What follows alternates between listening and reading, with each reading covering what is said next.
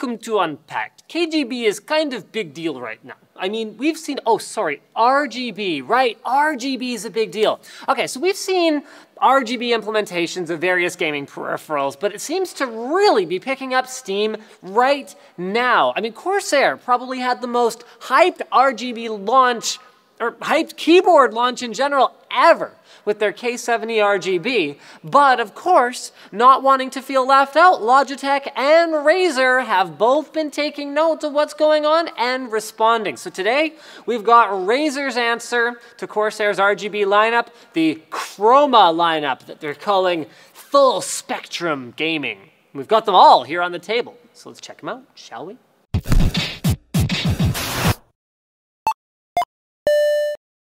Now, it used to be that you could have your Razer products in any color you wanted as long as that color was black, with Razer green accents, or green with black accents. However, many gamers and enthusiasts love to color match their rigs. I mean, just take a look at some of the build logs on, any popular forum and you will see what I mean. So in response to this trend, Razer first came out with their Kraken Neon series of headphones and headsets, which offered a fresh paint job and you could kind of pick whatever color you wanted as long as it was neon. So now the Chroma's lineup is the next step in offering users total customizability when it comes to their gaming peripherals. Now, to be clear, guys, these are not new products. They're basically old products now with newer, more fabulous lighting effects. So we'll start with the Kraken 7.1 Chroma. These are still the virtual 7.1 surround USB-based gaming headset that you're already familiar with, although real quick refresher, you're getting 40mm drivers, a directional microphone, 20 Hz to 20 kHz response, whatever that means, 32 ohm impedance, and a braided USB cable that terminates in a gold-plated USB plug for enhanced durability in theory, although the USB plating on the outside actually doesn't do anything.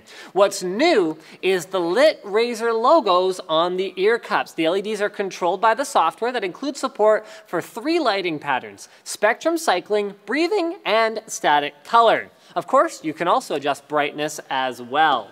Moving on to the Deathadder Chroma. This is a refreshed Deathadder 2014 edition. So you've got rubber side grips, 5 fully programmable buttons, 10,000 dpi optical sensibility, and 1,000 Hz polling rate. Again, braided cable and gold-plated USB connector. It should be noted that despite adding the RGB lights and hardware controller, Razer has maintained the same weight at 105 grams. So this is literally the same experience physically, but now with the same aforementioned cycling, breathing, and static patterns. And finally, we've got the big kahuna, the Blackwidow Chroma. Basically a Blackwidow Ultimate 2014, except now with full RGB lighting. Starting to notice a pattern here, right? It's still got either tactile or silent Razer switches at its core, and you'll have the option of picking either the green ones or the oranges, so that's the clicky and the silent version, both with slightly shorter actuation distances and reset points versus the Cherry MX key switches that Razer used to use. Notable features here include 10 key rollover, one for each of your fingers essentially, a braided cable, 5 macro keys, audio in, microphone out, and a USB pass-through. In addition to lighting effects that are on the other 2 Chroma devices, you're also getting a few neat ones that show off the fact that each key here is individually lit. So you get this trippy wave effect, reactive typing, or you can program your own profile. For example, you could have WASD keys be red, macro keys in blue, and then yellow for number buttons, or basically whatever you'd like. Actually, Razer has kind of a neat emulator on their website. We'll put a link in the description so you can go check that out and find out what exactly you can do with it. Of course, if you'd like to stick to the static, breathing, or spectrum cycling, Razer has a neat feature in the driver that allows you to actually synchronize all of these peripherals so you won't just rainbow all over the place. Everything will actually match, which is, I guess, the objective of buying RGB peripherals.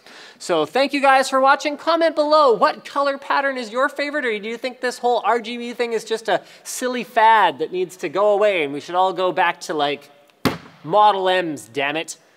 Love to hear from you guys. Like the video if you liked it, dislike it if you disliked it, and as always, don't forget to subscribe to NCIX Tech Tips for more unpacked and tech tips and netlinked and me being angry at Chris for writing the wrong word in my script, because all those things, all those things happen here every day. Well, Fridays.